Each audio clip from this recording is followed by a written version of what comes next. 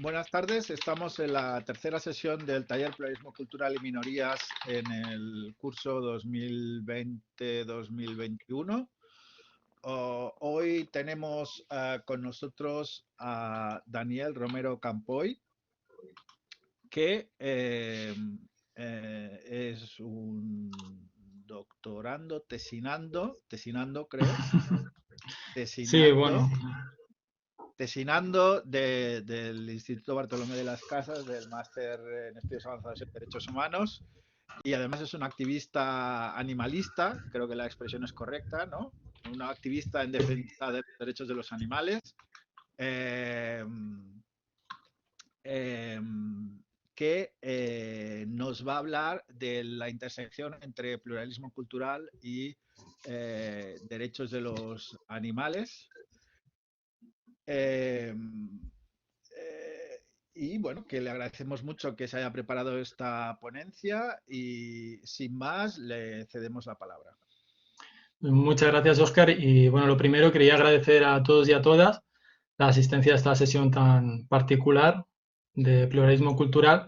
Y además, pues, bueno, pediros disculpas por las erratas que hubo en el texto que os pasó el profesor Óscar, así como a lo mejor falta de claridad que pudo haber, ya que era el primer borrador. Se ha desarrollado mucho más, han intentado mejorar ciertos argumentos y bueno, pues eso, pedir disculpas si no se ha entendido algo.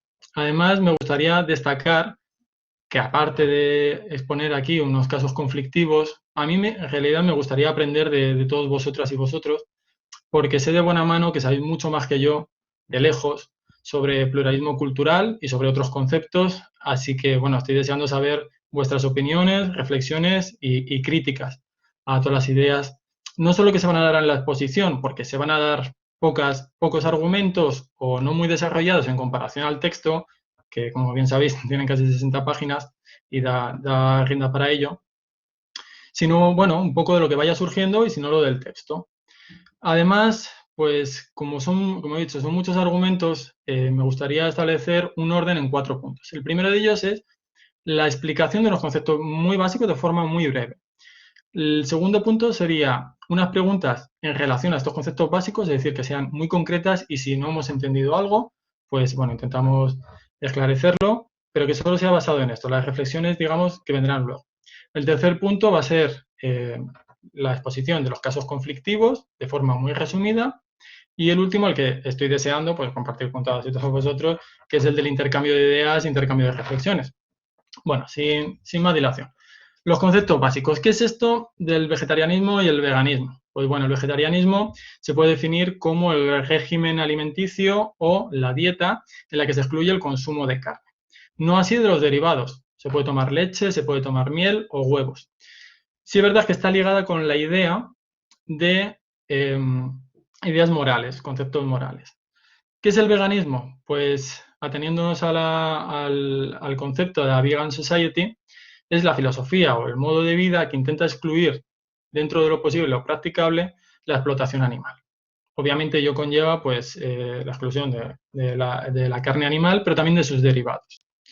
¿Qué es diferente a una, que a lo mejor os suena, ¿no? de escucharlo por ahí, una dieta basada en plantas?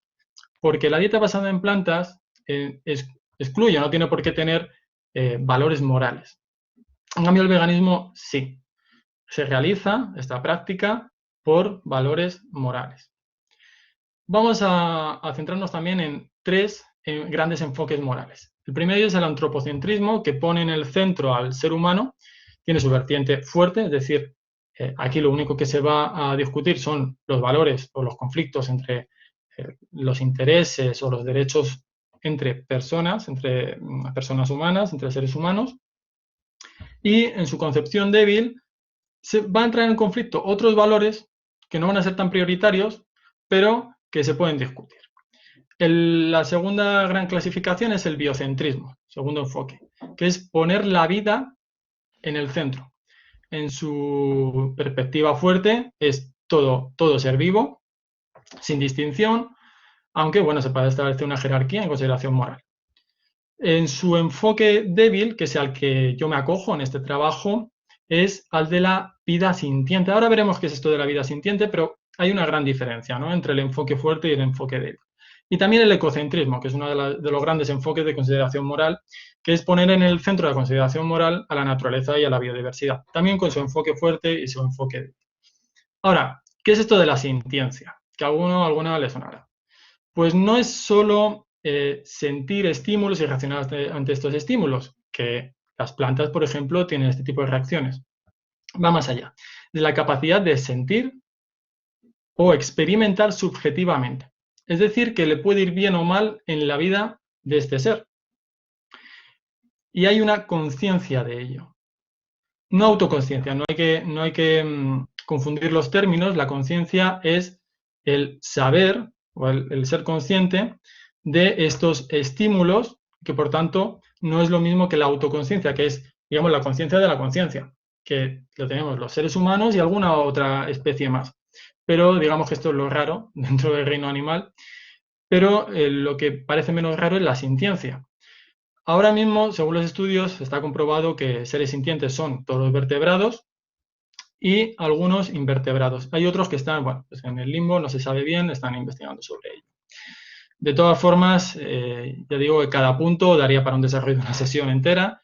Aquí simplemente vamos a lanzar ideas básicas para tenerlas en cuenta de cara al trabajo. Sé que muchas de vosotras sabéis lo que es ética y moral, pero como hay que definir lo que es ética animal, pues vamos a ver qué es esto de la ética y la moral. También, pues a lo mejor a alguien que no le suene.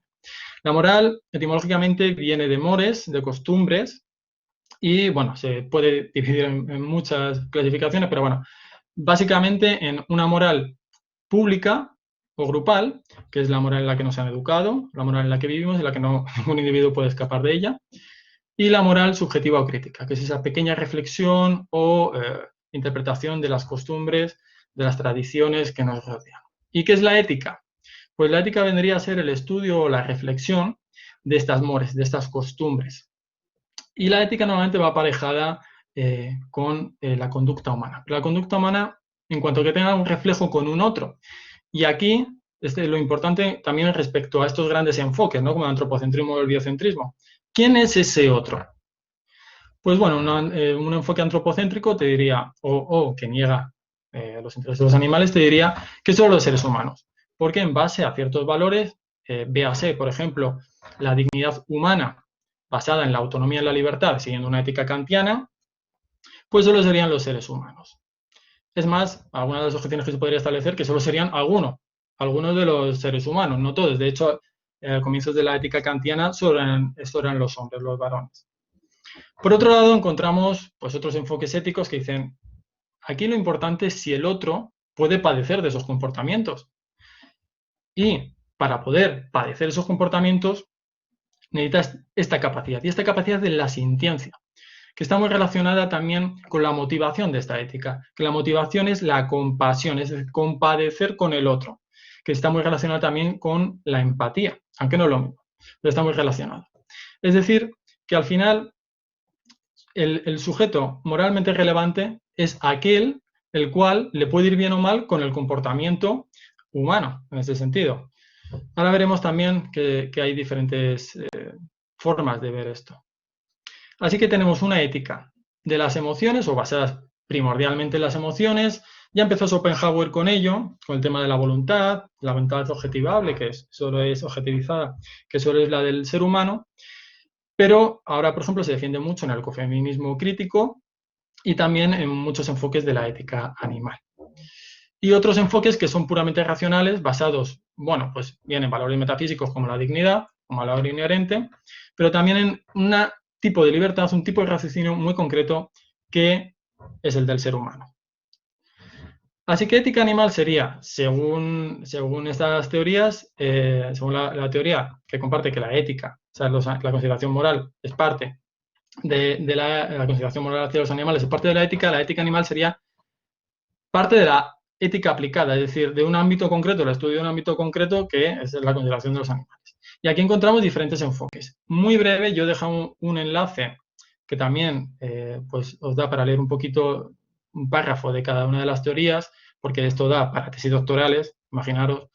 Pues aquí simplemente voy a dar un apunte. Dentro de esta ética animal, de la cuestión animal, vendría la teoría de los derechos indirectos, que es decir, a los animales no le debemos ninguna consideración moral y en todo caso sería indirecta en tanto que puede tener alguna consecuencia para los seres humanos, ¿no? Esta ética también kantiana, en la de que si causamos dolor a los animales, tiene un efecto indirecto en cuanto al embrutecimiento del alma o de la conducta humana.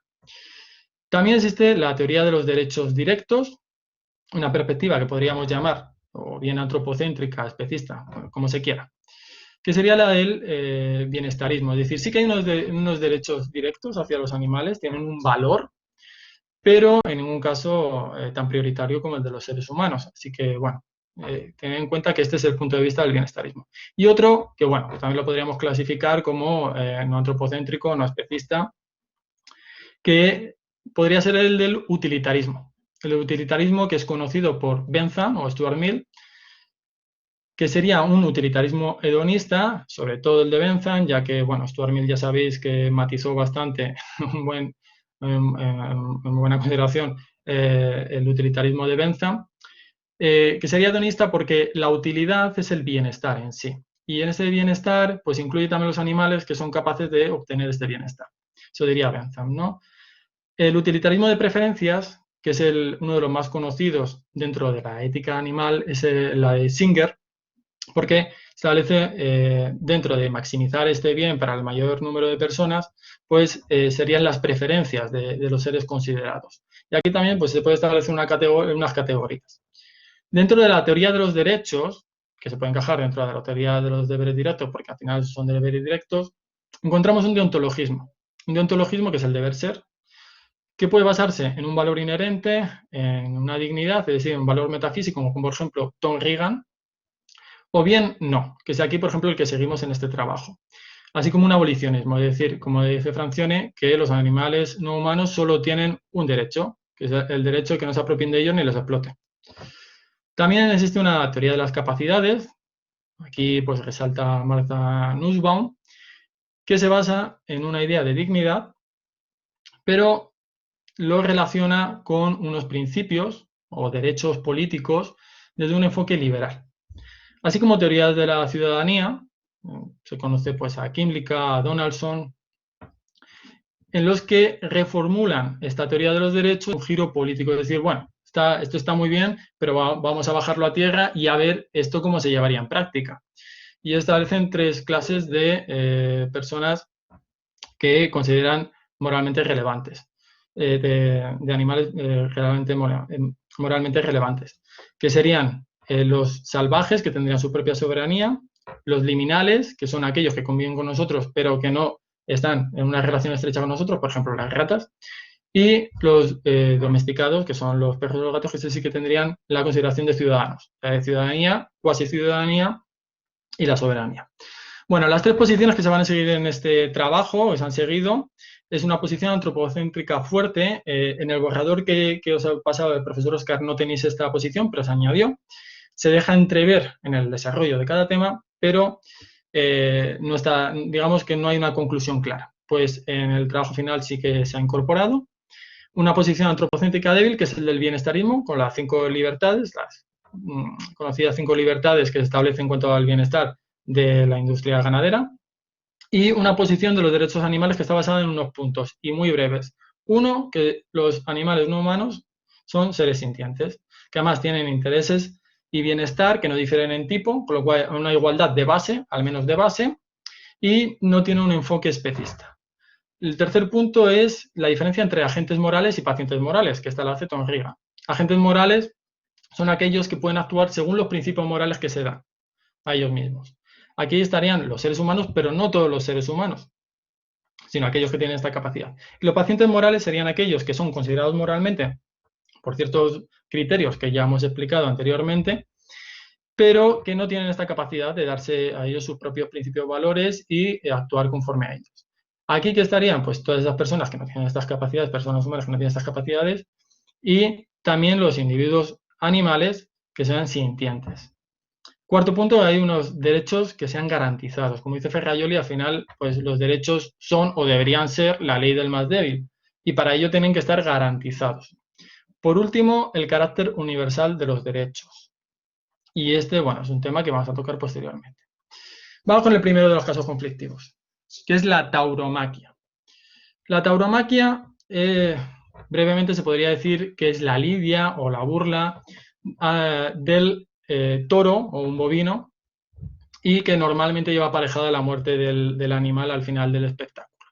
Aquí nos vamos a centrar más en la corrida de toros y destacar que los animales han estado vinculados estrechamente en casi todas las culturas humanas, bien han sido dioses o han sido símbolos de la patria, pero que no siempre han corrido buena suerte en esta relación con los seres humanos, y pues cabe destacar el festival Gadimai, que se celebra en Nepal, que en 2009 pues penosamente batió el récord de más animales muertos, con más de 500.000 de animales, entre ellos búfalos, pollos y otros animales, y que en Europa, hasta el siglo XVIII, en realidad era bastante común maltratar cruelmente a los animales, entre ellos los toros, evidentemente, como ahora lo veremos, perros, gatos e incluso osos.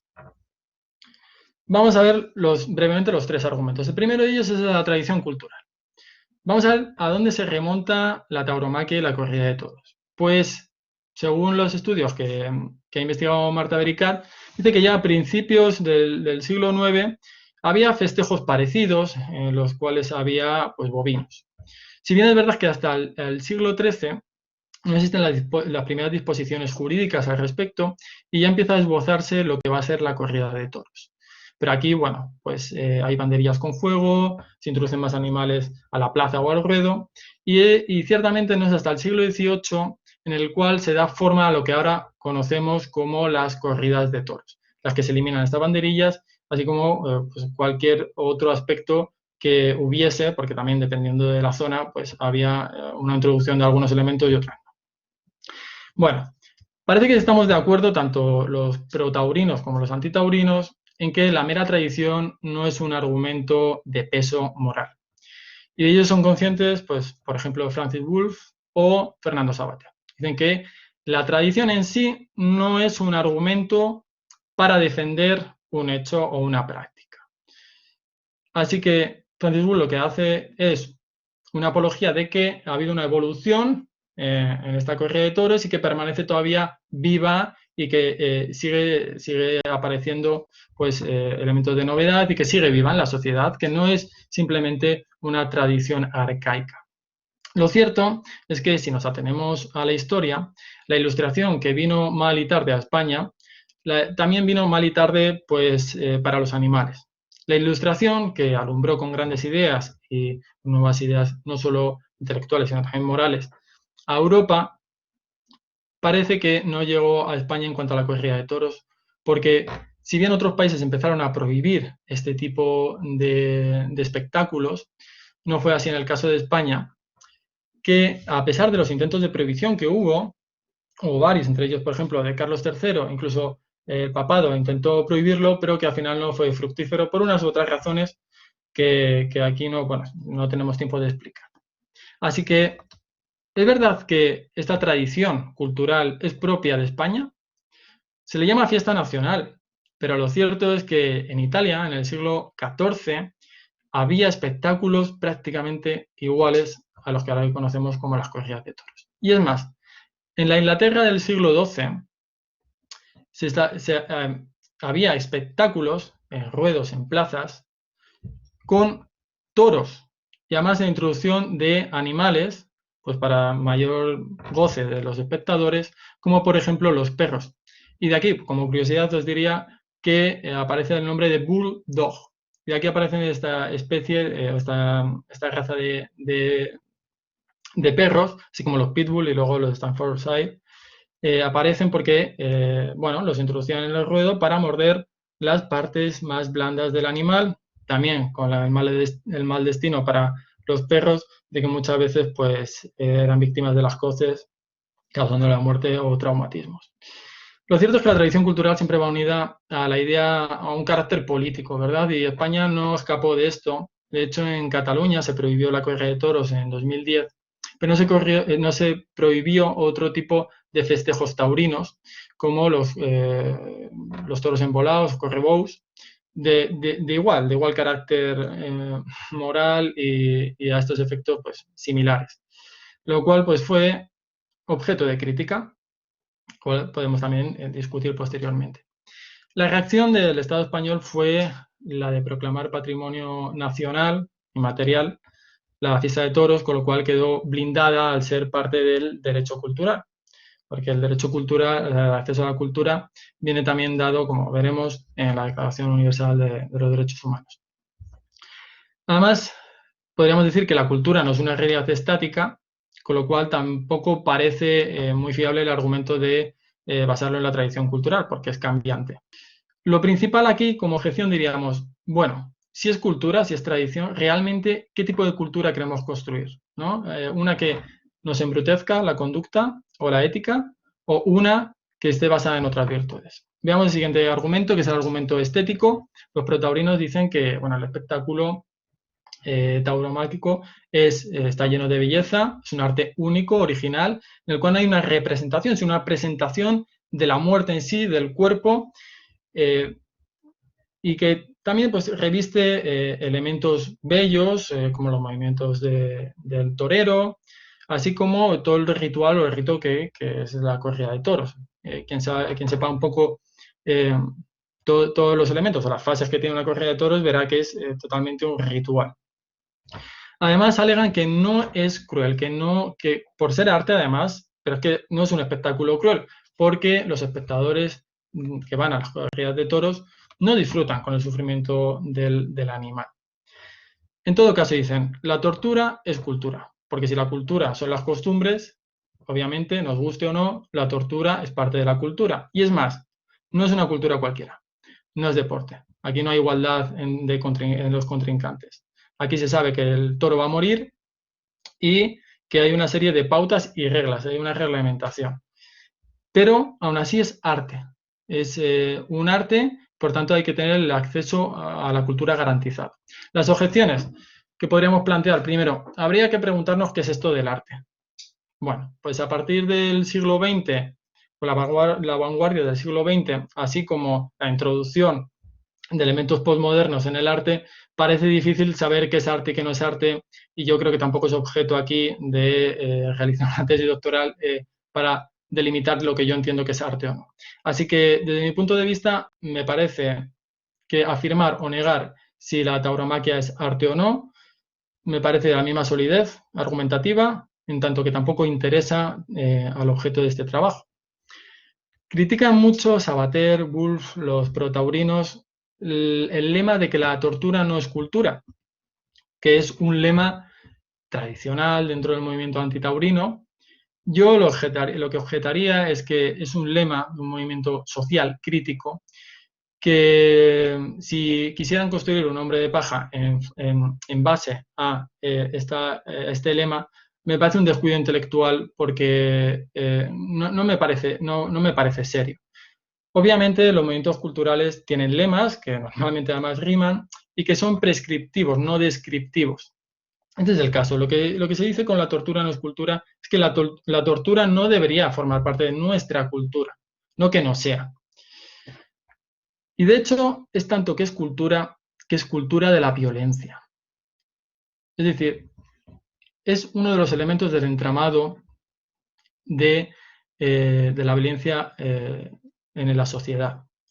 Más peligro corren los menores, que se sabe que sus cerebros son más moldeables, aunque los adultos cambian continuamente también, la generación de neuronas y de los comportamientos que adquirimos, y que por tanto es una cultura de violencia que hay que tener bastante cuidado, no solo en no protegerla, sino en abolirla, porque es una cultura desvirtuada, es una educación desvirtuada.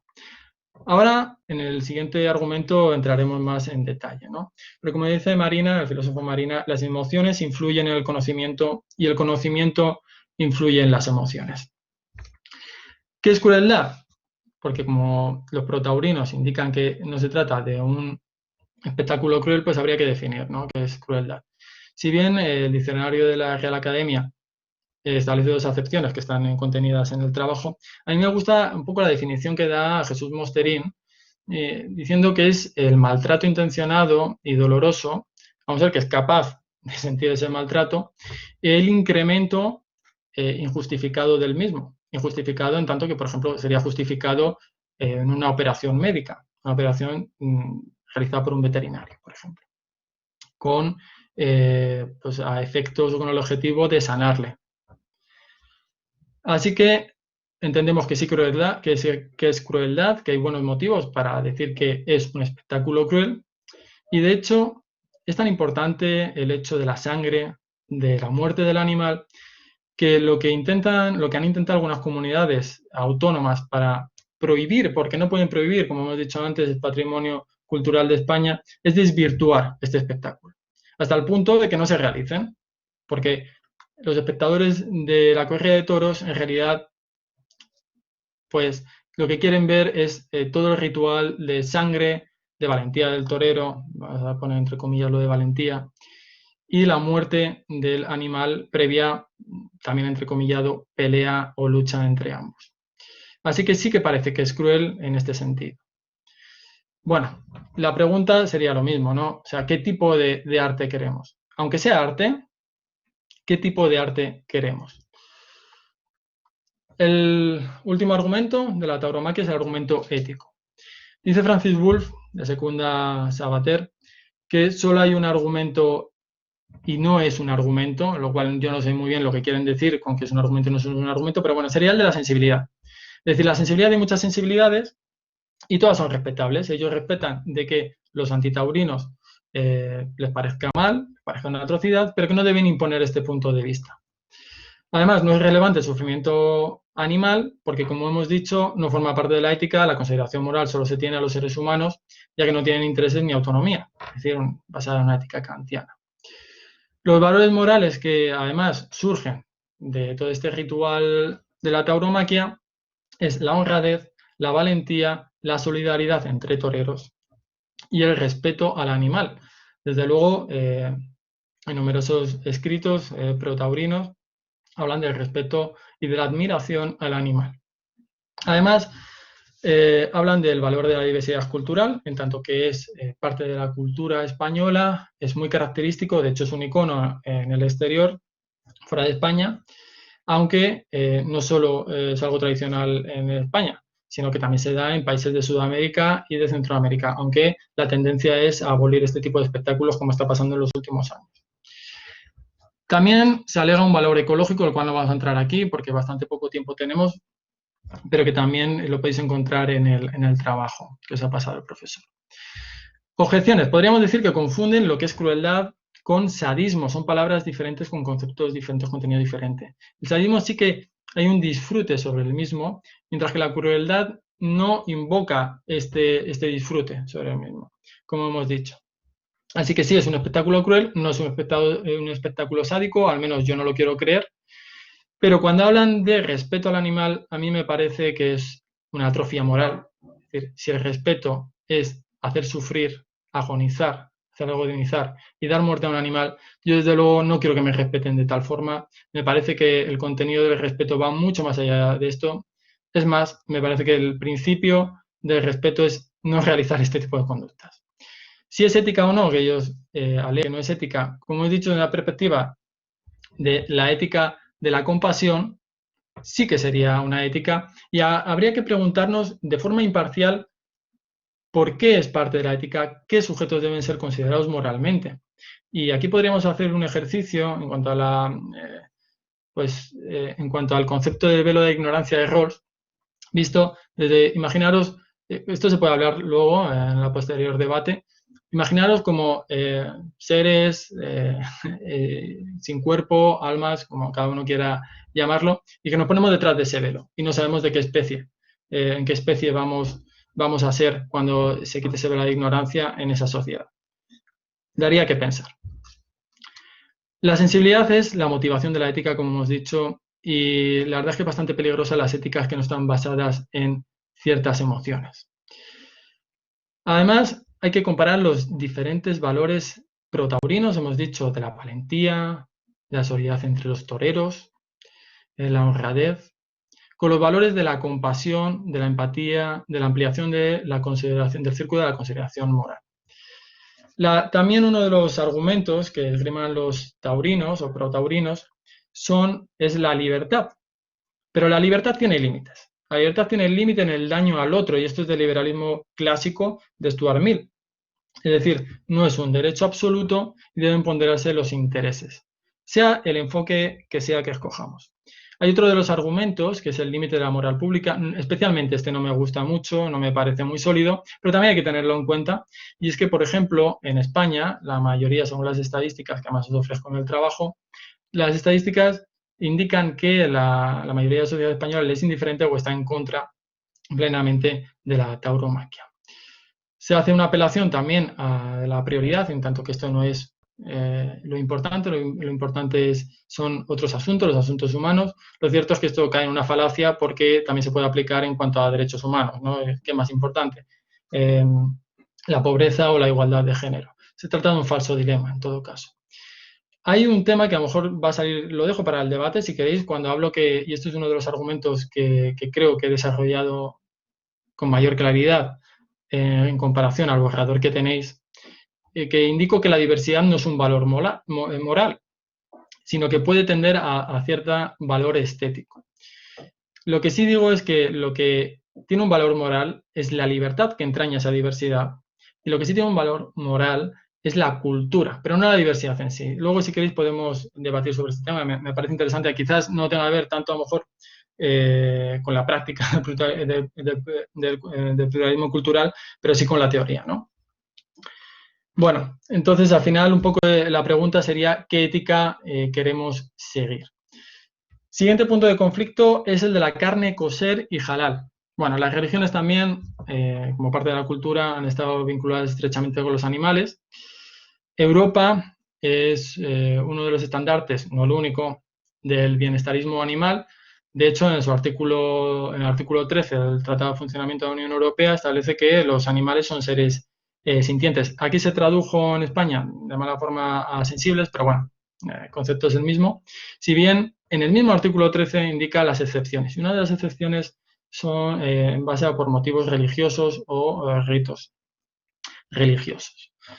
Pues como vamos a hablar de la carne kosher y halal, tenemos que hablar un poquito de algunos conceptos de la religión judía y de la islámica.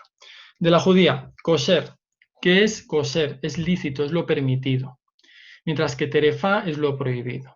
Y kashrut son las reglas para poder hacer lícito lo que es ilícito. Estas reglas alimenticias se llaman sesita. Que, como también explicas en el trabajo, aquí simplemente diré que es el degüello del animal sin previo aturdimiento, lo cual hace que agonice más el animal. Tiene también su paralelismo bastante evidente con el Islam. El halal es lo permitido, igual que kosher en el judaísmo. Haram es lo prohibido, y la daiva es como la sesita en la religión judía, que es pues este rito en el cual se purifican estos alimentos que están prohibidos. Existen un montón de paralelismos también entre ambas religiones, pero bueno, aquí diremos que únicamente lo que nos interesa es que el rito se basa en un degüello del animal sin aturdimiento previo. El primero de estos argumentos es la libertad religiosa. La libertad religiosa tiene diferentes ámbitos de la propia libertad y de la autonomía del ser humano. Es uno de los estandartes, además, o puntos claves dentro de la personalidad, del desarrollo del individuo, pero que puede contravenir la moral pública. Y aquí pueden surgir conflictos y ponderación de estos intereses o conflictos que bien lo estudian los enfoques igualitaristas, enfoques del culturalismo liberal o multiculturalismo, interculturalismo, que posteriormente podemos debatir. Pero bueno, lo cierto es que en la Unión Europea el valor del bienestar animal no solo viene en el artículo 13 que hemos indicado, sino en el Convenio Europeo de Protección de los Animales y las Explotaciones Ganaderas, Directiva 98/58 de la Unión Europea, el Reglamento 1099/2009. Entonces, estos, en el artículo 4, por cierto, de esta última normativa, establece la exclusión del bienestar animal por ritos religiosos. Y aquí se pone en relevancia en el caso Liga Can Mosquín, bueno, no sé si se pronunciará así, en el cual no hay que entrar en detalles del asunto, pero sí lo que viene a indicar el tribunal es que el bienestar animal es uno de los valores de la Unión Europea que hay que tener en cuenta, pero que debe ceder ante la libertad religiosa, ya que, como vemos, es un enfoque antropocéntrico y, si bien hay que tenerlo en cuenta, la propia legislación europea establece estos límites, con lo cual parece pues, que no hay mucho hueco al debate, ¿no? La cuestión religiosa, además, es que es una cuestión protegida históricamente porque ha sufrido una discriminación histórica y, por tanto, necesita una especial protección. De hecho, muchos partidarios de derechos humanos establecen esta especial protección para ciertas religiones. También se puede hacer la objeción de que contraviene la moral pública, que contraviene ciertas ideas, ciertas morales. De hecho, hay un estudio que sacó The Guardian que 9 de cada 10 europeos están en contra de estos procedimientos de la carne kosher y halal. Conflicto de intereses, pues a mí me parece evidente. Otra cosa es que se le dé mayor o menor importancia a uno o a otro, pero creo que es evidente. Lo que parece que no implica es que, aun prohibiendo o limitando este tipo de hechos, se le niegue especial consideración a las minorías. Primero, porque solo estamos hablando de un aspecto en concreto y no de algo en general, y que no parece razonable tampoco que unos derechos de los individuos de la comunidad moral se basen en el sufrimiento de otros individuos de la comunidad moral, independientemente de si el enfoque es biocentrista o antropocentrista. Sí, eso es verdad. En coherencia con la objeción, hay que decir que mayor sufrimiento causan las industrias intensivas de ganadería, quizás no cualitativa, que habría que ver porque hay muchos mataderos que no siguen la normativa europea, pero cuantitativa no es el caso. Por último, añadí en la última redacción del trabajo el dictamen del 17 de diciembre de 2020 del Tribunal de Justicia de la Unión Europea, que en base a la prohibición de este tipo de rituales, tanto islámicos como judíos, se indica que el Estado belga puede prohibir, de hecho prohíbe o limita este tipo de hechos, y que hay que tener muy en cuenta la consideración moral de la sociedad europea y también de los valores europeos, que es el bienestar animal. A mí me parece, lo voy a decir de forma muy breve, que a pesar de que favorezca a los intereses de los animales, me parece que está muy mal argumentado este dictamen y que es ciertamente incoherente. El argumento de la no necesidad. Aquí simplemente diré que tanto en la doctrina o los partidarios, o bueno, los religiosos, de estas dos religiones no hay unanimidad. Hay algunos que dicen que sí que es necesario, o sea, que sí que puede haber aturdimiento, incluso a través de dióxido, que puede ser previo o justo en el momento. Otros dicen que no, que sería imposible, los más ortodoxos. Eso por una parte. Ahí la discusión es abierta en realidad. Y luego es la no necesidad de comer carne en estas religiones. Lo curioso es que los textos sagrados, el estado ideal de las cosas es el vegetarianismo. De hecho, las carnes que están prohibidas, no la de cerdo, que esa, por ejemplo, no podría ser lícita en ningún caso, ni siquiera con los rituales que hemos dicho. Los otros, de otros animales, en principio, es para superar ese sentimiento de culpa, porque estas religiones son religiones que están basadas en valores de la compasión y de ver el sufrimiento y de padecer el sufrimiento de otro animal. Entonces, al final es una superación de este sentimiento de culpa. El estado ideal, por tanto, es el vegetarianismo. Cuestión distinta sería la de llevar de forma prescriptiva o normativa el veganismo o el vegetarianismo. Porque si bien la autoridad divina lo permite, sería el estado ideal de cosas, también permite la licitud a través de estos rituales del consumo de carne, con lo cual habría choques dentro de las autoridades religiosas, ¿no?, con este concepto. El argumento de la pluralidad cultural, pues como destaco algunos argumentos de Jung en el interculturalismo o multiculturalismo y de Kimlicka también, pues al final hay que establecer unos derechos de grupo, unos derechos además de consideración especial de estos grupos, por lo que hemos dicho, porque históricamente pues han sido discriminados.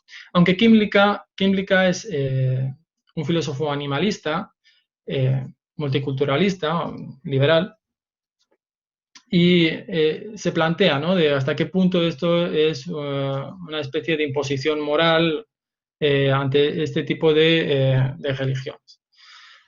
En un contexto internacional, diríamos que lo que se trata es de evitar una cultura hegemónica e imperialista, porque esto tampoco es positivo, y que se debe proteger especialmente estos rituales, que son, pues, identitarios, son pues, un baluarte de estas religiones.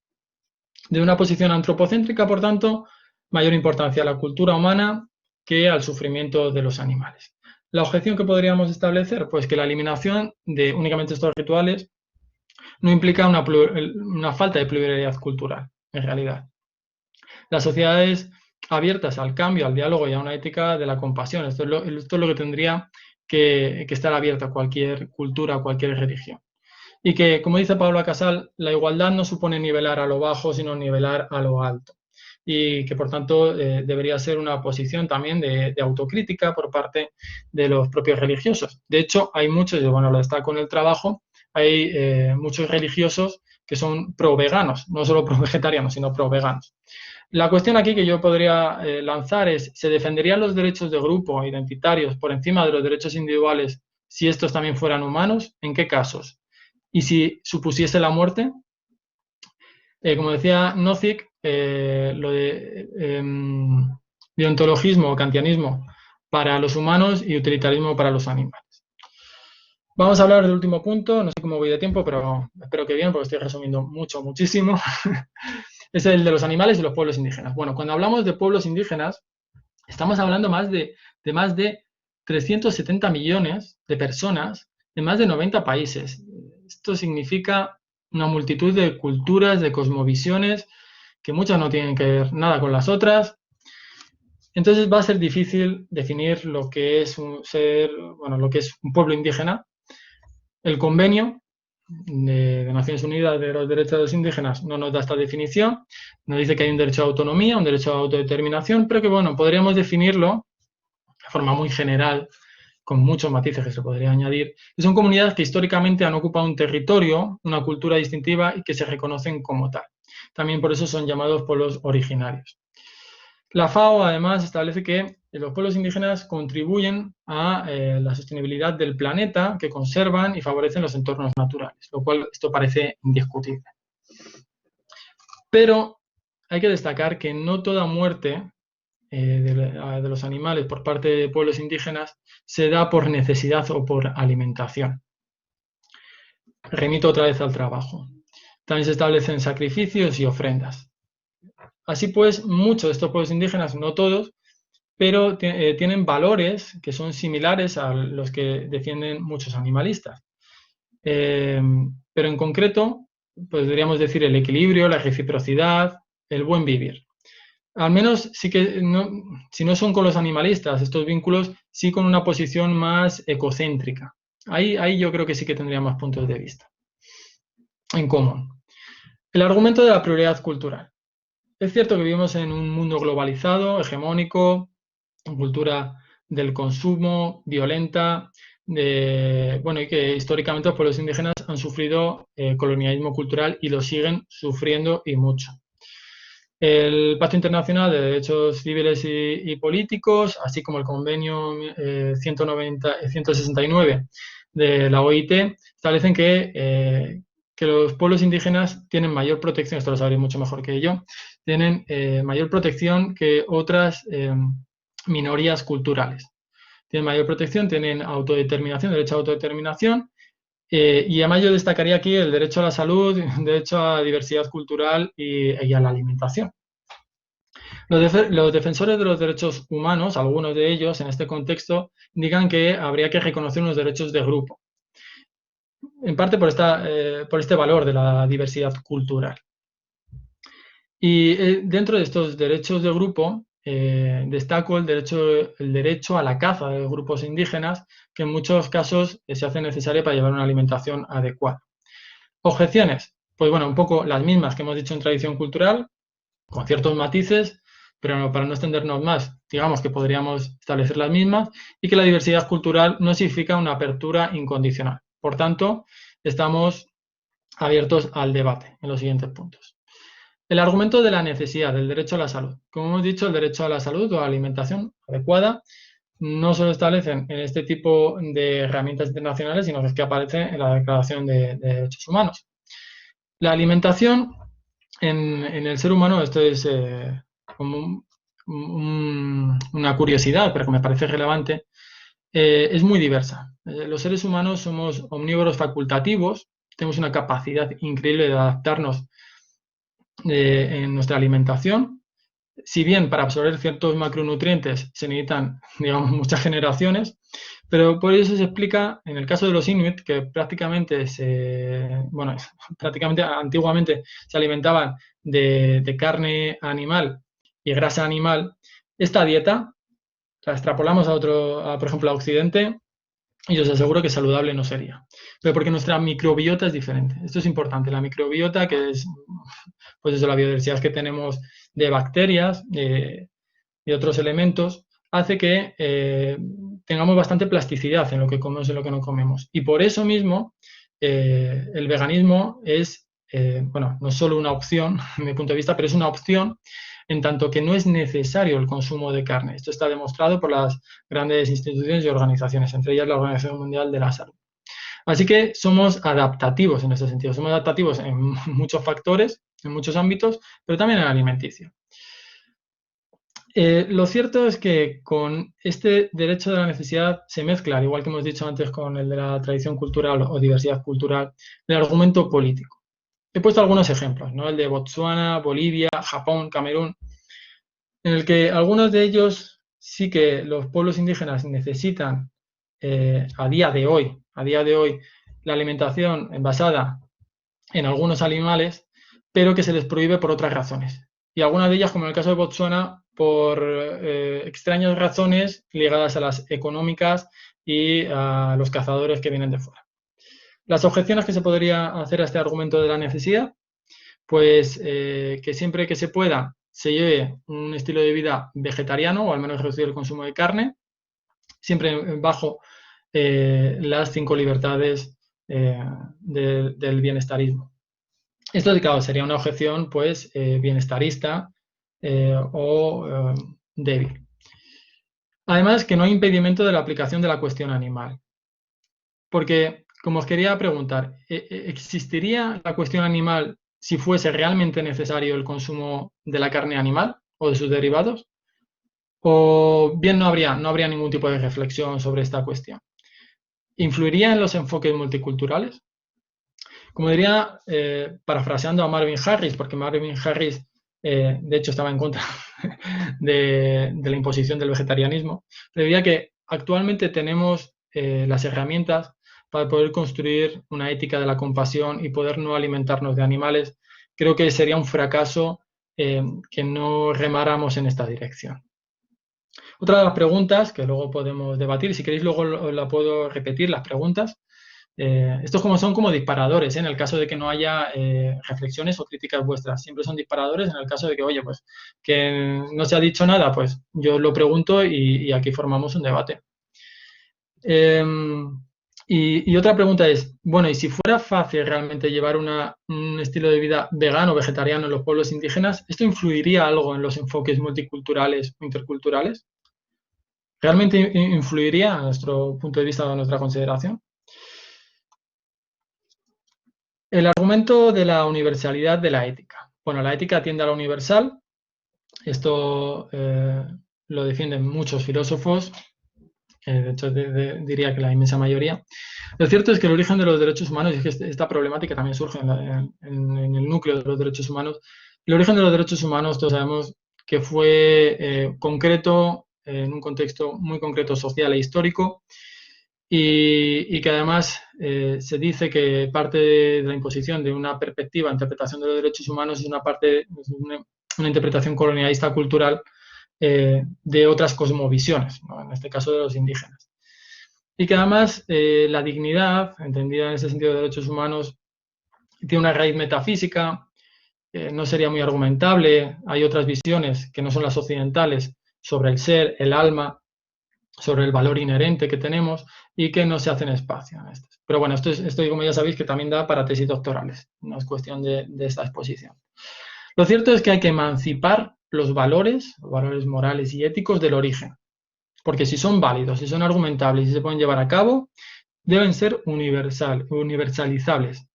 Es decir, que se tienda a ello, que no sea como barreras que haya que sortear, sino como una meta, que esto también pues, lo habla Paula Casal. Una ética que sea en su contenido universalizable, pero que no sea totalizadora ni tampoco sea impositiva. Por tanto, eximir una ética animal, una concepción de la ética animal de los pueblos indígenas, como dice Kymlicka, no parece que sea la mejor opción, al menos en teoría. En teoría, otra cosa es en la práctica, y aquí sí que hay que establecer prioridades políticas, que no es lo mismo que prioridades éticas, que como luego destacaré, pues en el movimiento animalista no parece que esté dentro de las prioridades políticas, tanto cuantitativa como cualitativamente. Así que la vía sería la vía del diálogo y de la tolerancia positiva. Y voy resumiendo más porque creo que ya llevo prácticamente una hora y yo lo que estoy deseando es saber vuestras opiniones, en realidad. El argumento de la comunicación intercultural. Pues primero vamos a establecer una objeción al principio de todo. No parece que la imposición de cánones morales de una ética sea, por una parte, producente para la autonomía de los seres humanos, pero tampoco para la eficacia. O sea, una ética que se imponga no es una ética motivada. Me parece que las éticas hay que dejar de lado la ética ficción, como dice de la cortina, y ser flexibles en cuanto al cambio. Si bien firmes, pero flexibles. Por tanto, la imposición no parece, al menos a mí no me parece, en este caso, en el caso de los pueblos indígenas, no me parece una solución adecuada. Así que nos establecemos dentro del marco de la ética dialógica y de la estructura responsiva.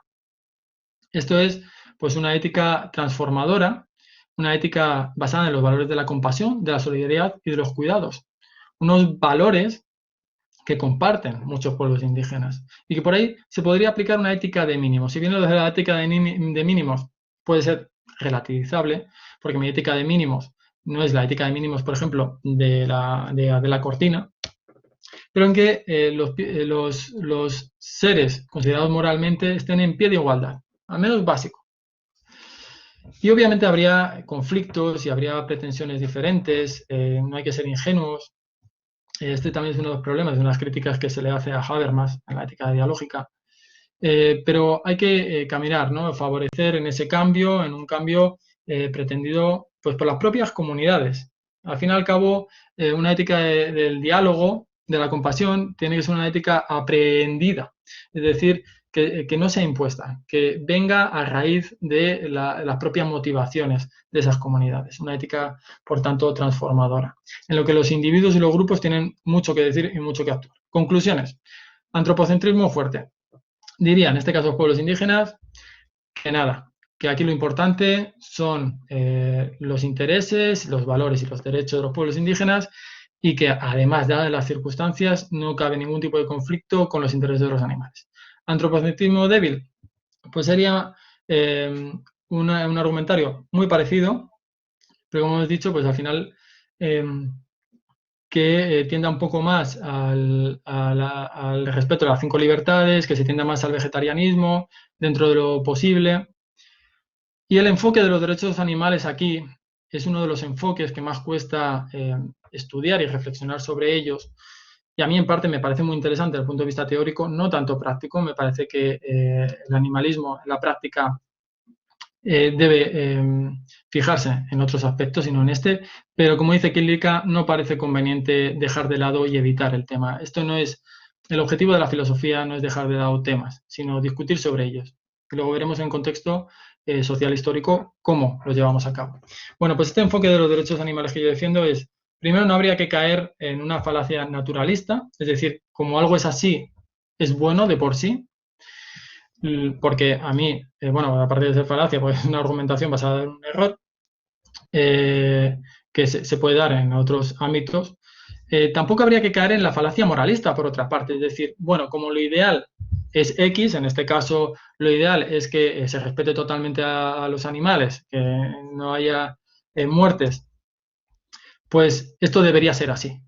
Y esto debería ser así y es así. Además es que hay, por ejemplo, en el caso de la dieta vegana, que se dice, bueno, hay muchos veganismos que dicen que, por ejemplo, que la leche no es nutricional. Y, bueno, es nutricional, tiene cierto, la vitamina A, por ejemplo, tiene proteínas. Cuestión diferente es que no haga falta. Es que a lo mejor no hace falta. Bueno, no hace falta.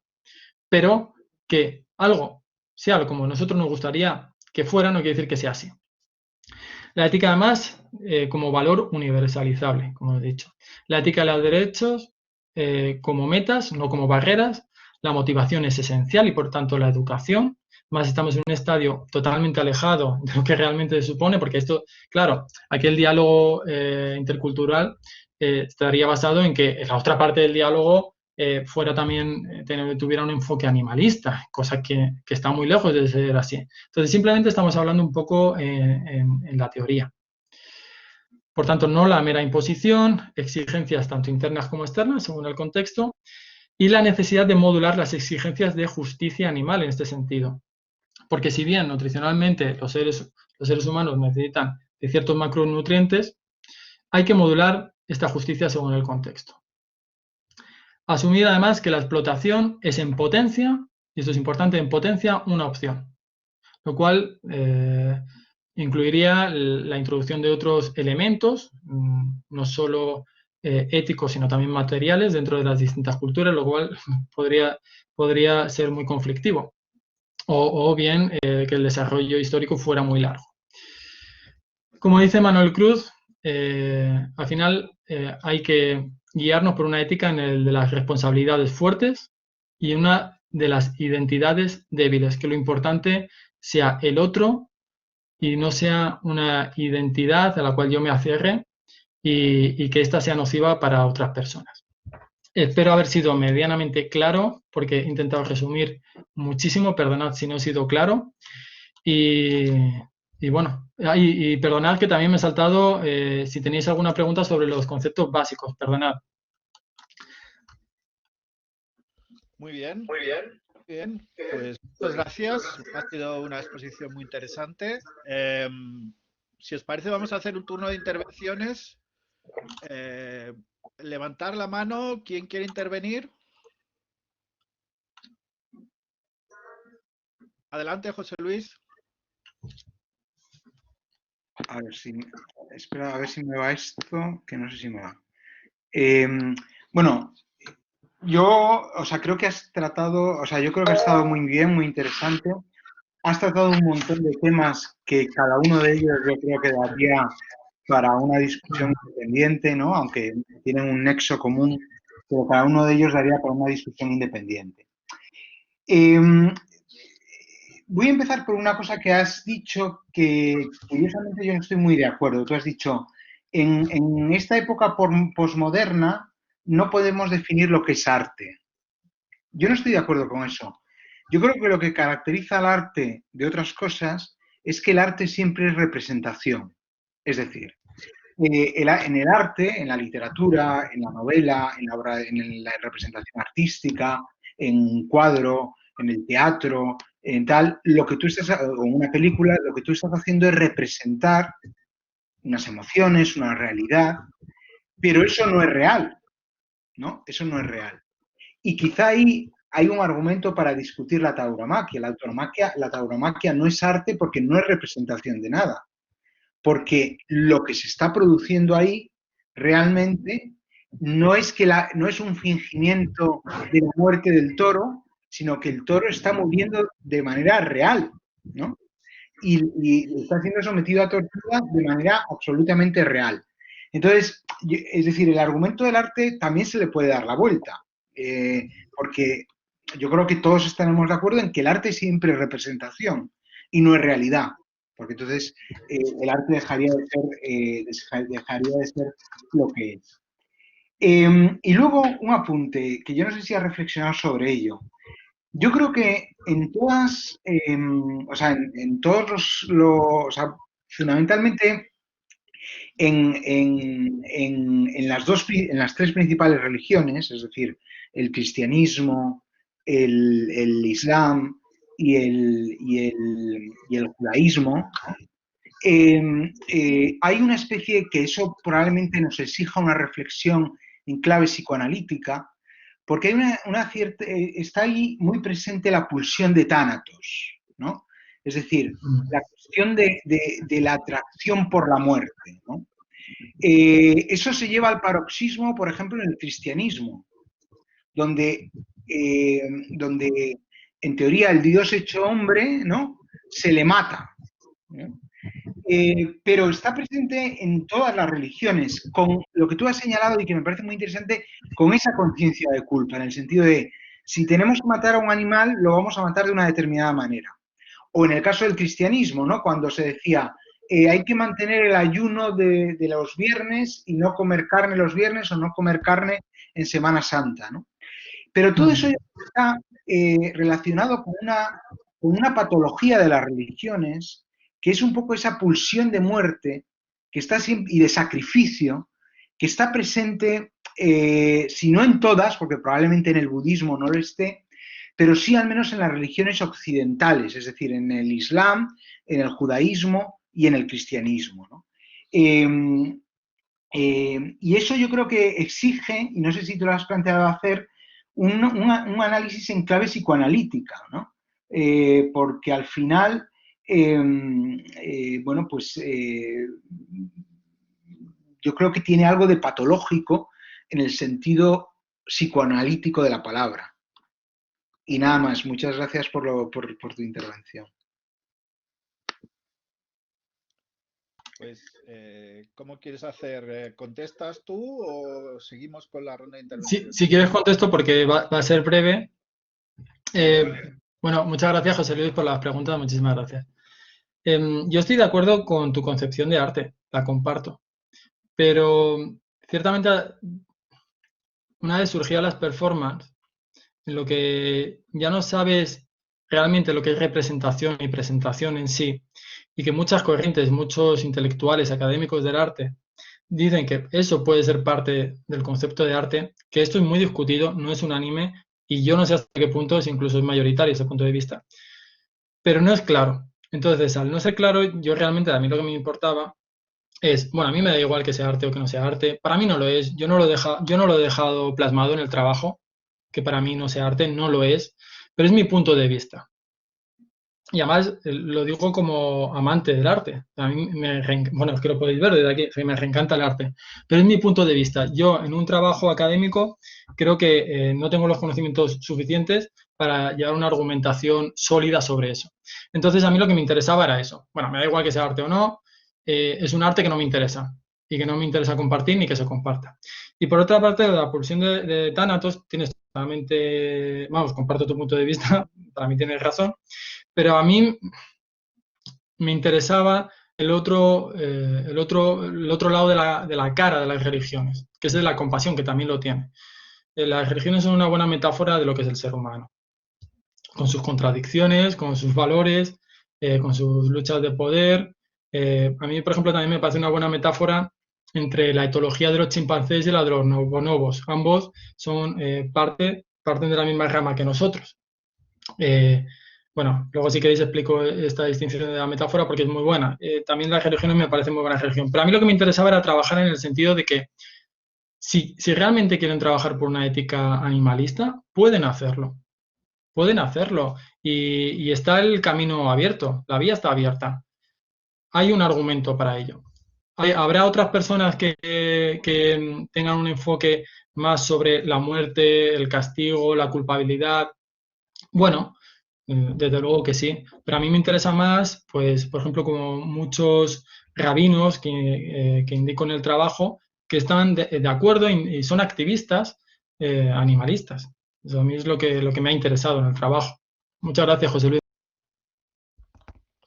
bueno, pues ahora va a intervenir Monique Falcao, que es una profesora brasileña que también estudia el tema de los derechos de los animales y tiene la palabra. No sé si va a hablar en portugués o en español. Hola, Monique. Hi, Oscar. How are you doing? Hi. Hi, can you hear me? Yeah, we can hear you. Okay, so I will not turn. Can I speak English? I don't know. Daniel, is a problem for you? I think so. I hope so. Que es un problema para ti que sea en inglés. No, O no, sea, no, yo no. le traduzco. Ella te ha preguntado si es un problema, si puede hablar en inglés. No, it's not a problem. Vale. Okay, Monique, okay, you can speak in English. Thank you. This will be only a small question. This is only that I'd like to know your opinion about decision that was it's a recent decision from the court European court about a law from Belgium that prohibited the how can I say killing of animals for religious rituals. Yeah. Yeah, that's a recent decision.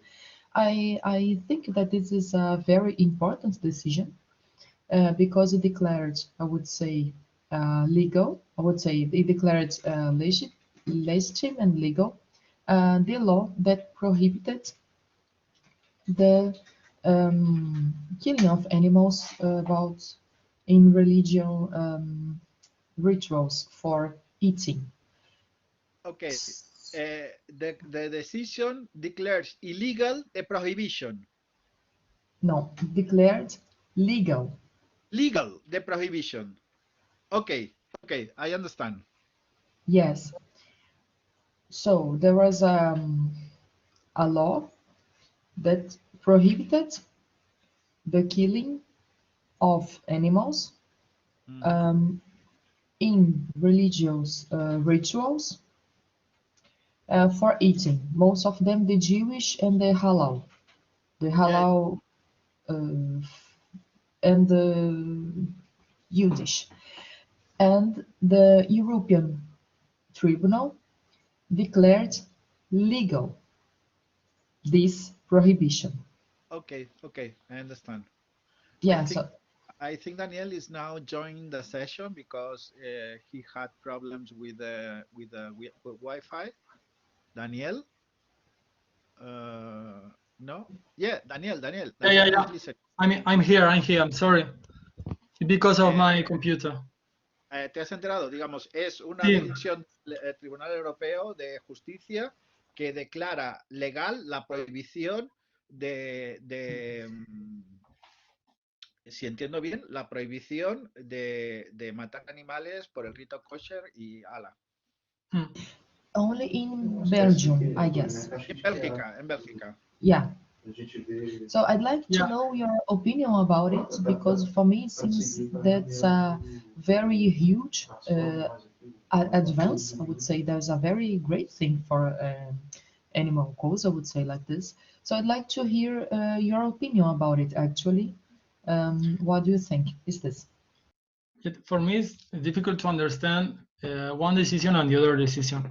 I mean, in the past, the European Court said that there is no problem. So the human principle, they are a priority over the animal welfare.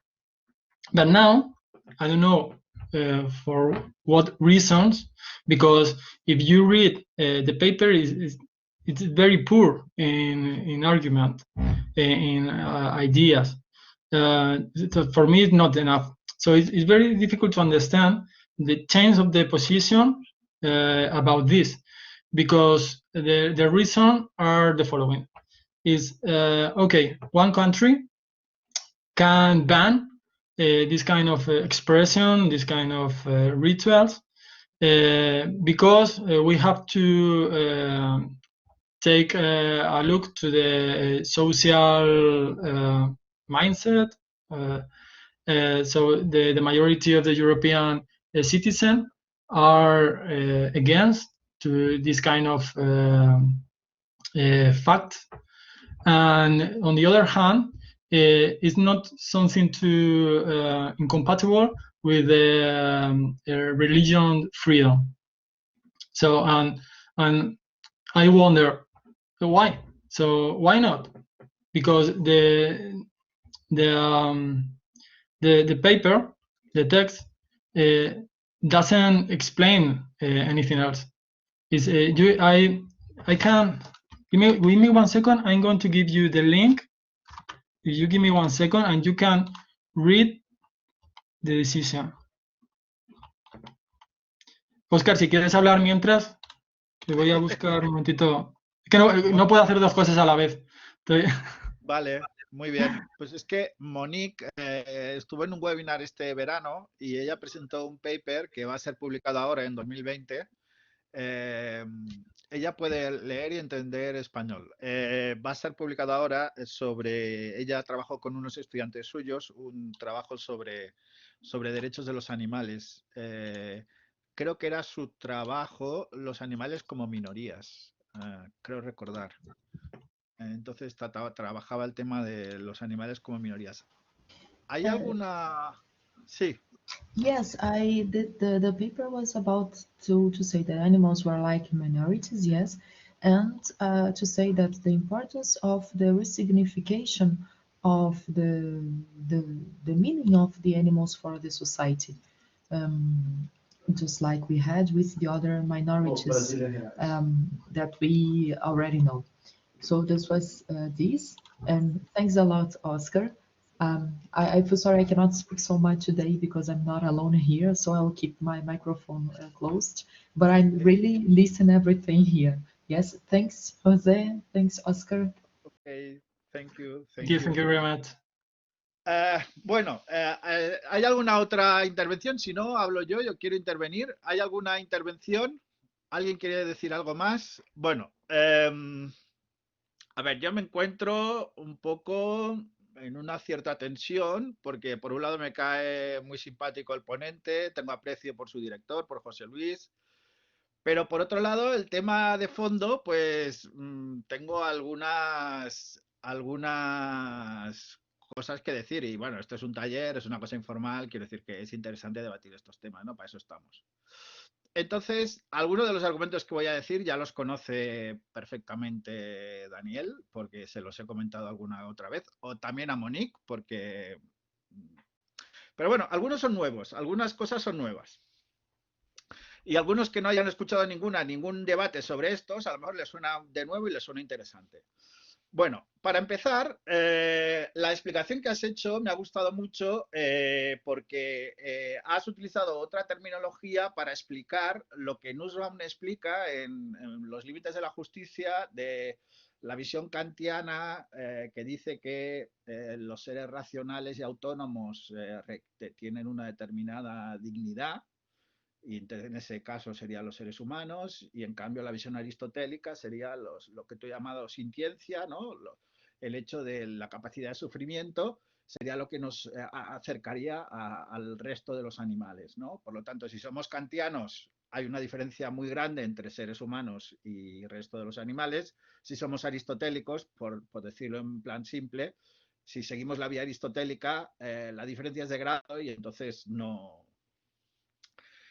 Ahí está el tema de los discapacitados y tal, que siempre se dice, lo de Singer y todo eso, pero bueno, por ahí no voy. Esa parte me gusta, esa parte está bien. Se puede decir el argumento del kantiano, o sea, si no hay libertad, no hay moralidad, es una dignidad diferente, la dignidad animal, o sea, el tema de la dignidad humana con esas características, pero bueno, eso es un debate. Por donde sí que voy es por una cosa que dice Kimlicka sobre el imperativo categórico, que ya me la has oído y es un clásico, que una de las formulaciones del imperativo categórico kantiano es tratar a los demás siempre como un fin en sí mismo y nunca como un medio. Esto a mí me da mucho que pensar en el caso de los animales, porque Kimlicka dice, ¿podemos aplicar esto a los animales? Entonces, claro, porque, bueno, entonces... se habla de estos temas y tal, y entonces se dice, bueno, pero depende de qué medios. Si es para comer, sí, pero si es para otra cosa, no, y no sé qué. Entonces se discuten los medios. Ya no es una discusión ya de fines, sino es una cuestión más de medios. depende de la situación, sí que podemos utilizar a los animales como un medio. Entiendo que estás por ahí, o a lo mejor estás en la visión de los fines en sí mismo, no sé, te he visto un poco que estás en la visión de los fines en sí mismo, con alguna cosa que has dicho de que a ti te parece que el camino es el vegetarianismo y que hay que ir por ahí, pero bueno. Vale, tú pedías argumentos de la tauromaquia, ya sé que me estoy metiendo en un lío grandísimo. Bueno, os voy a contar mi experiencia. Mi experiencia es, yo cada año les pregunto a mis estudiantes por los toros en clase. Eso me lo habrás oído también, ¿no? Entonces, cada año, al principio, los españoles estaban un poco a favor y los extranjeros siempre estaban, los de Erasmus siempre estaban en contra. Ahora, en general, los españoles están en contra de los toros, los chicos jóvenes de 18 años y los extranjeros siguen estando en contra de los toros. O sea, hay muy pocos defensores de los toros entre la gente joven. Yo te voy a dar un argumento que me parece que no lo has tocado, aunque yo creo que lo vas a contradecir muy fácilmente o encontrarás un argumento en contra, pero a mí me parece que es el argumento y es el argumento de la libertad.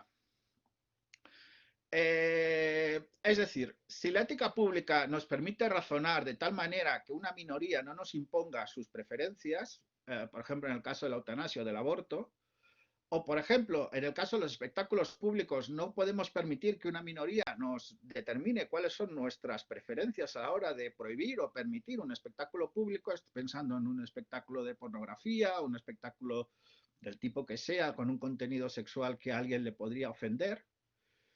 ¿Por qué la minoría de los animalistas va a imponer la prohibición de las corridas de toros? Esa pregunta has de contestarla.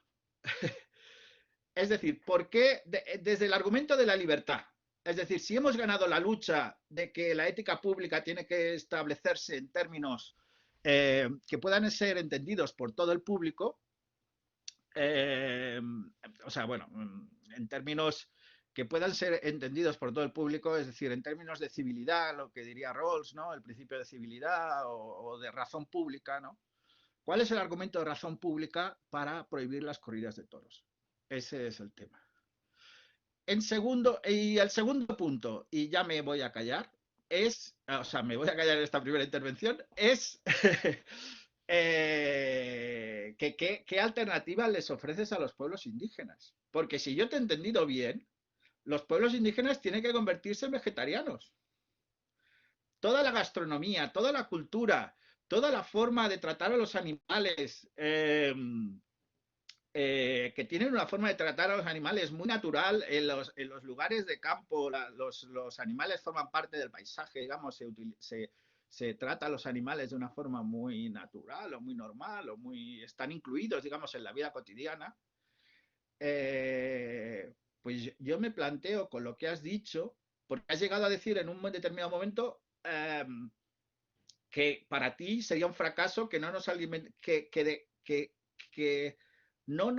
nos alimentáramos de animales, que siguiéramos alimentándonos de animales, y que para ti sería un fracaso que no adoptáramos la política de no alimentarnos de animales. Es decir, para ti es un fracaso no ser vegetariano.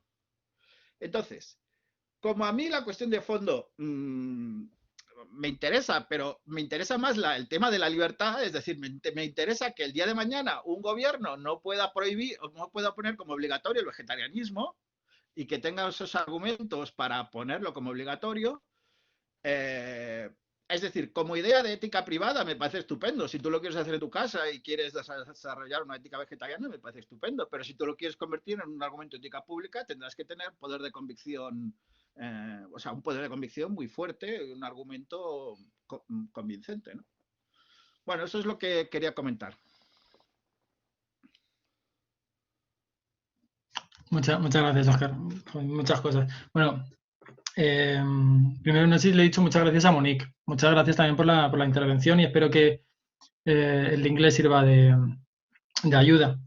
A ver, varios temas. En cuanto a la ética aristotélica o kantiana, en realidad yo no estoy centrado en ninguna de las dos. O sea, la kantiana a mí no me parece ni sólida ni siquiera para los seres humanos, entonces mucho menos para los animales, y aristotélica tampoco. Es que mi ética está basada en las emociones, que tiene que ver mucho con la neurociencia, además. y eso tiene que estar ligado también con el tema que luego te diré, pero bueno, lo adelanto.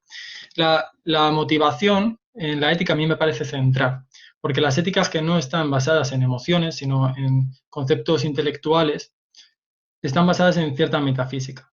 Además, el ser humano, no solo el ser humano, pero entre ellos, estamos preprogramados para la compasión. La compasión, desde luego que es un atributo moral, pero es que es un atributo biológico. De hecho, lo que hace la cultura de la violencia, y es que hay un montón de estudios sobre esto, que no quiero meterlo tampoco en el trabajo, pero bueno, de hecho, si también es un poco arduo leer, me sé de documentales que hacen eco de estos estudios.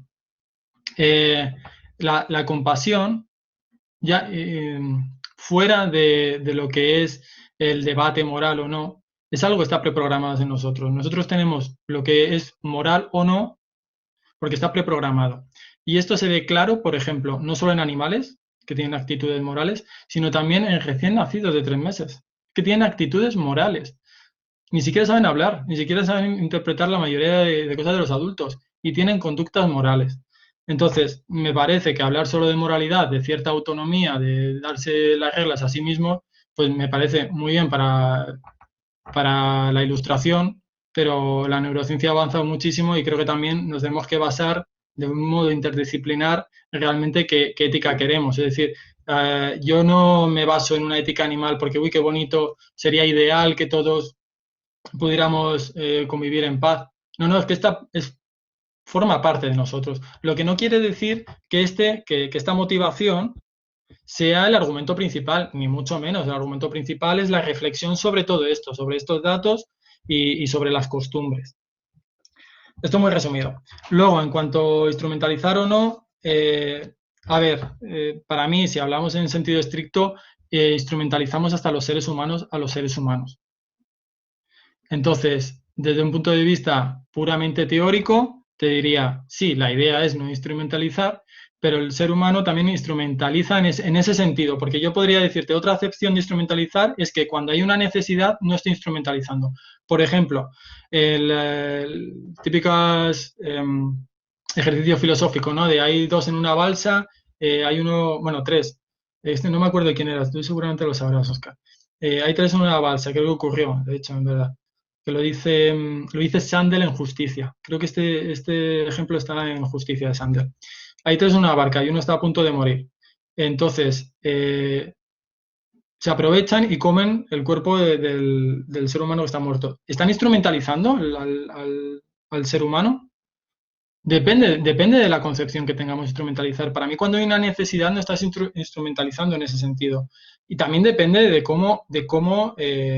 qué actos se generen para esa necesidad. Es decir, al final tienes la necesidad de comer, pero montas una industria ganadera como la que tenemos, o incluso la extensiva, me parece instrumentalizar. Así que a mí el argumento de que sean fines en sí mismos me parece bien, se podría debatir, pero en realidad no me parece un argumento fuerte, porque la instrumentalización, en un sentido sociológico, incluso psicobiológico, instrumentalizamos continuamente. Entonces, bueno, desde un punto de vista meramente filosófico, lo que pasa es que yo tengo un punto de vista interdisciplinar. O sea, a mí la filosofía me encanta, pero no solo utilizo argumentos de la filosofía. Así que tampoco estamos muy de acuerdo en eso. En cuanto al argumento de la libertad, yo creo que donde realmente, o sea, para dar mayor claridad, ¿de dónde viene todo esto? El origen. El origen, como he dicho, es los grandes enfoques morales. Yo entiendo el bienestarismo, por ejemplo, el que se cuida a los animales desde un punto de vista antropocéntrico, porque se considera que lo único valioso es el ser humano, o prioritariamente. Yo desde aquí no puedo compartir muchos puntos de vista, pero esta consideración moral, como hemos dicho, se cuida, se educa, porque es la ampliación de la consideración moral, que es la historia de la humanidad. Entonces, si tendemos a esa consideración moral que puede ser educada perfectamente, como se ha demostrado en la historia, ampliaríamos la consideración moral a sujetos que padecen, que es que al final el criterio ¿cuál es? ¿El de criterios intelectuales o el de criterios más emocionales? Es que depende de dónde estemos.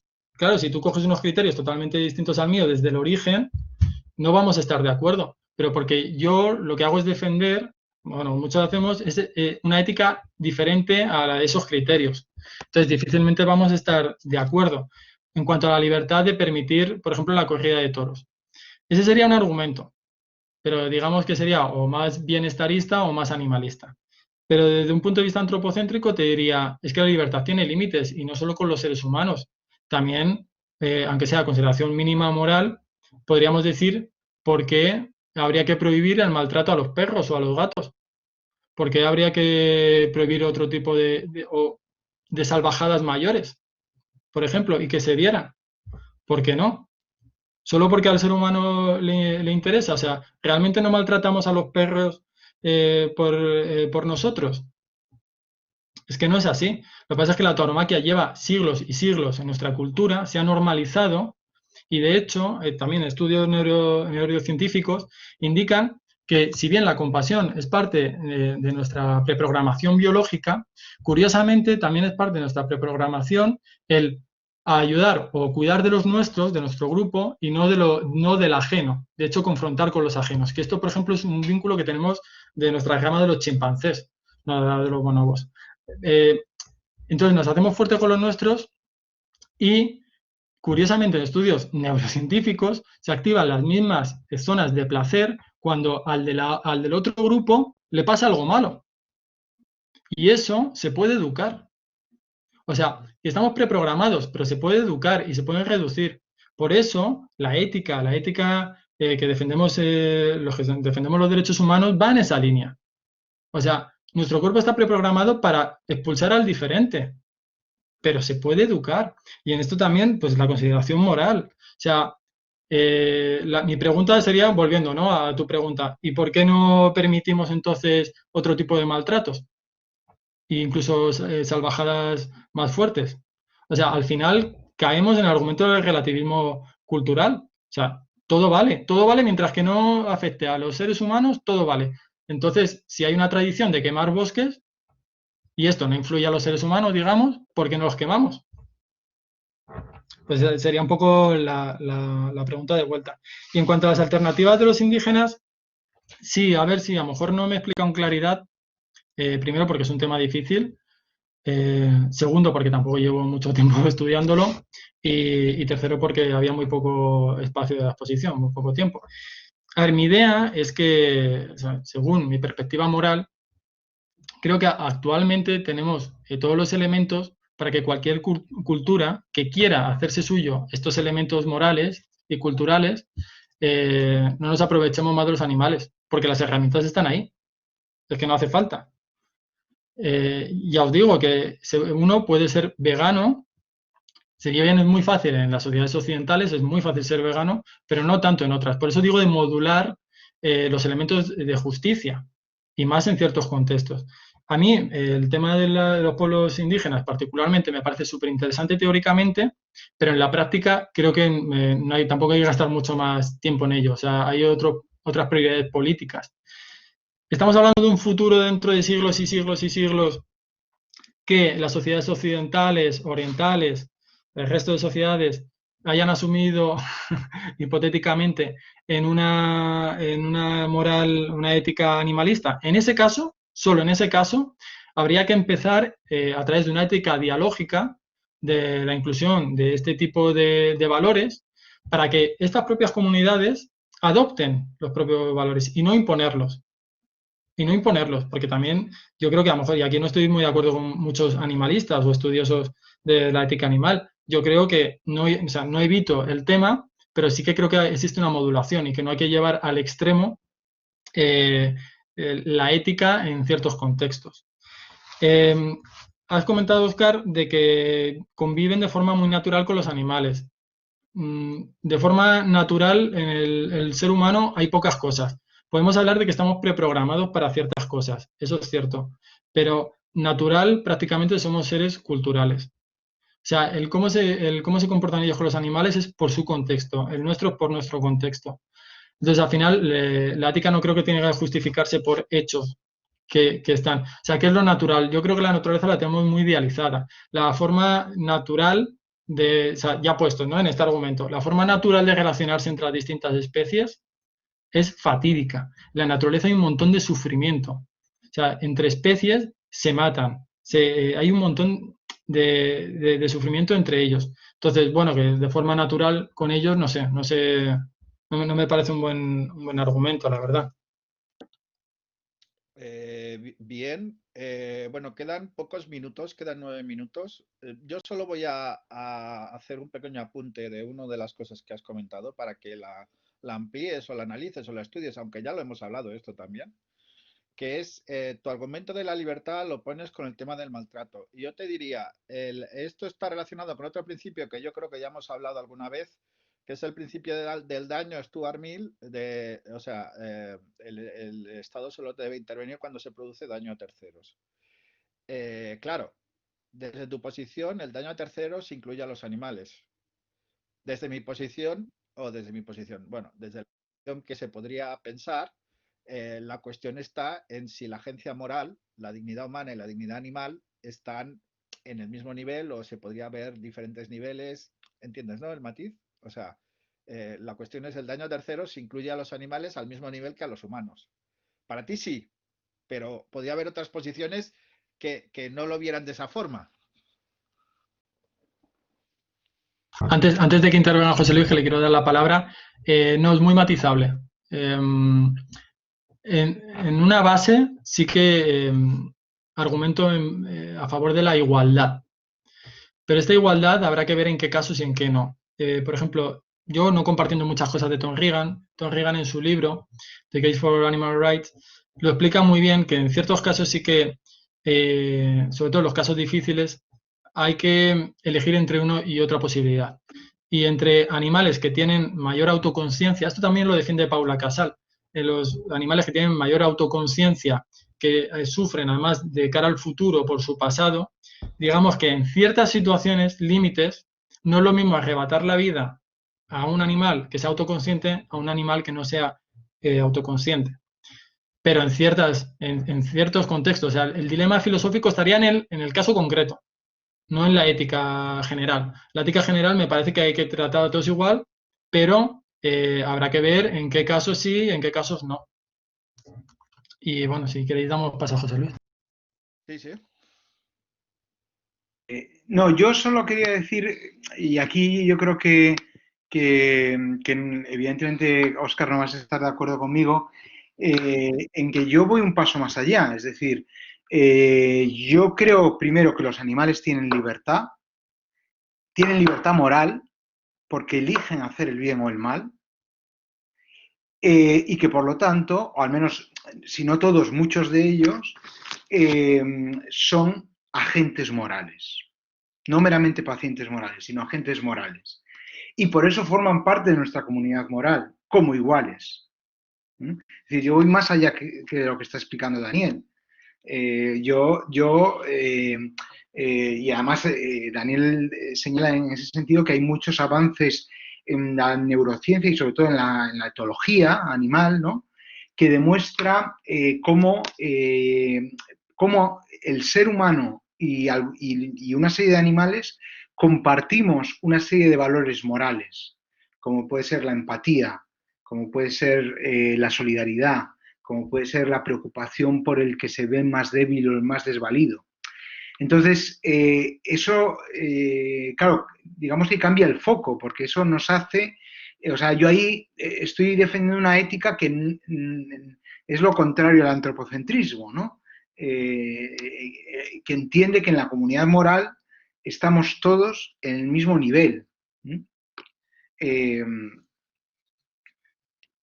Solo era eso lo que quería decir. Bien. Bueno, me parece muy interesante. Bueno, yo conozco un poco los estudios de los primates de De Waal, ¿no? De Waal. Y los bonobos, los estudios con los bonobos y la función de la empatía y todo. Me parece interesante. Pero vale, yo solo quería apuntar eso, que digamos, si quieres desarrollar el argumento del daño y del maltrato, tienes que irte a Stuart Mill y tener un planteamiento, pues como el que hace José Luis, de decir, son agentes morales y son iguales a nosotros. ese es el planteamiento. Que podía haber un planteamiento opuesto, que es decir, no son iguales a nosotros, no son agentes morales. Esa es la réplica, digamos. Yo o sea, he de pensar bien estos temas, pero te digo, es la manera de argumentar en contra. No digo que sea mi posición, pero me parecería que sería la manera de argumentar en contra. Dime. No, que creo, no sé, a lo mejor no me he expresado bien, pero en realidad sí que he argumentado en ese sentido, pero no como agentes morales. Es que yo les entiendo como pacientes morales. Pero bueno, estas son discusiones. Ah, vale, sí, no Claro, está bien. pero al final es lo mismo. Lo que pasa es que yo entenderles como pacientes morales es un punto de vista biocéntrico, no antropocéntrico. Entonces, por eso te he intentado argumentar desde mi punto de vista el biocéntrico a otro antropocéntrico. Y te he dicho, bueno, mira, aunque no compartamos el biocéntrico, que es el que son pacientes morales, que a estos efectos, da igual que sean agentes morales o pacientes morales, porque al final hay que respetar esa libertad, esos intereses de no sufrir y de seguir con vida. O sea, te digo, en este aspecto da igual la diferencia. Pero por otro lado te he dicho, bueno, pero a un punto de vista antropocéntrico, ¿cuál es la medida, cuál es el criterio? Entonces, o sea, ¿dónde ponemos el límite de la diversidad cultural o de la tradición o del daño al otro que no es considerado?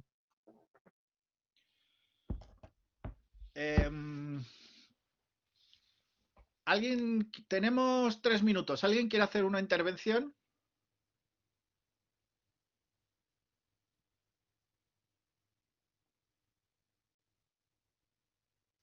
Mónica ha hecho aportaciones muy Sí, interesantes en el chat. sí. Monique, no sé si quieres decir algo.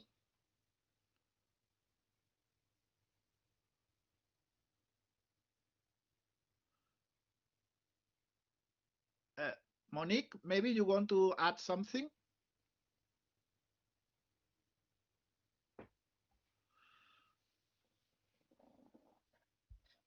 Bueno, parece que no. Bueno, yo creo que son temas muy, muy controvertidos. Que el tema bueno, para los que no lo conozcan, hay un artículo de Paula Casal que es un clásico que dice ¿por qué el multiculturalismo es malo para las mujeres? Perdón, para los animales. El clásico es el de Ocking, que ¿por qué el multiculturalismo es malo para las mujeres? Luego Paula Casal escribe ¿por qué el multiculturalismo es malo para los animales? Y hay otro artículo que es ¿por qué el multiculturalismo es bueno para los animales? ¿No? Que es la réplica y que esto lo trabaja Daniel en este texto. Lo trabaja Daniel en este texto. Bueno, pues yo creo que ha sido muy interesante, ha estado muy bien. Gracias a todos los asistentes por participar, gracias al ponente que le pone mucha pasión a todas las cosas que hace y que tenga mucha suerte. Estaremos en contacto y seguiremos hablando de estos temas, estoy seguro. Y les emplazo al 4 de febrero que tenemos una nueva sesión de taller sobre soberanías, territorios, con un ponente de la Manchester School of Law, que es un ponente argentino, pero que está trabajando en una universidad inglesa. Y bueno, muchas gracias a todos y estamos en contacto.